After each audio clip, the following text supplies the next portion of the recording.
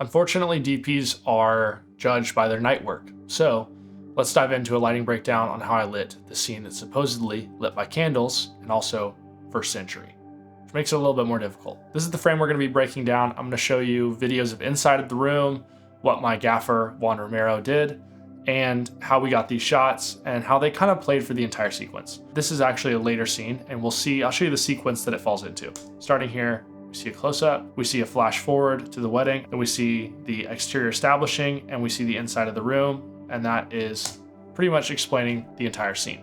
So starting off right here, this is a tight, and it's actually an over the shoulder, as you can see right here, is our other talent. As we look at our main character, we see right here, we have a nice little drop shadow on his chin. We have a pretty strong contrast ratio going on right here under his other eye on the shadow side.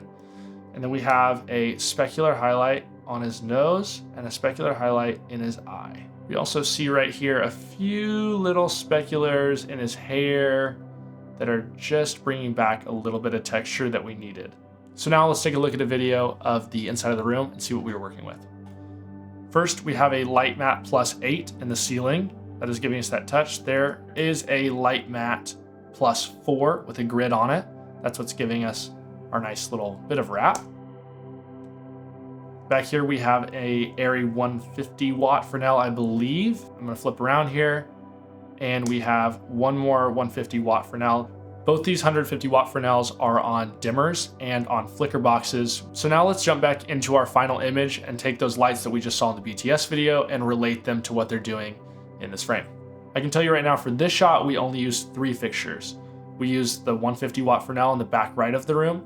We used the light matte 8+ above, and we used the light matte +4 in the corner to give him our key. We turned off the other 150 watt Fresnel as to not destroy our contrast ratio. That was used for when we flipped the world to film a reverse. We always turn that one on, turn the other one off. Just made us not have to move quite as much. I'm gonna give you 3 colors.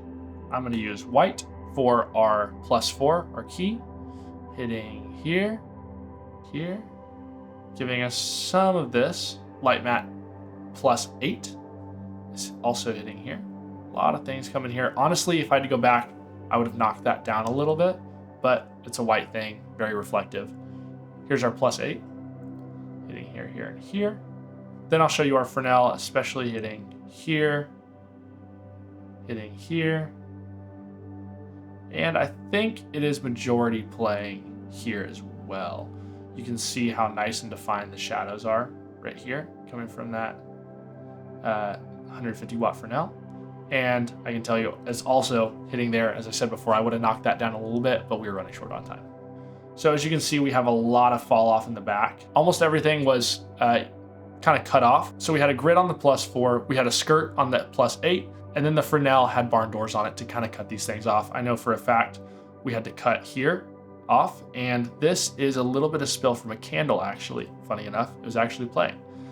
We filmed this whole thing on a Komodo X, so we had to really watch our noise floor for this. I know that I went down to 400 ISO to give us just a slightly lower noise floor because there weren't really that many highlights that we needed to maintain in this frame. So here's our final breakdown. There's a key in the top right corner. You can see our key, light matte +4, hitting on the side of his face, on the brow, and of course on the white shawl. You can see our overhead light, the light matte +8, hitting the head, revealing his hat up here, and I think hitting a little bit on our foreground talent there. And then we have the 150 watt Fresnel giving us these nice specular highlights on the ear, on the nose, and down on the neck right here. And you can see on the lower side of the neck, we also have some shadow being cast by it. It's really nice to have a hard light thrown in there. And I think that this was a really convincing scene.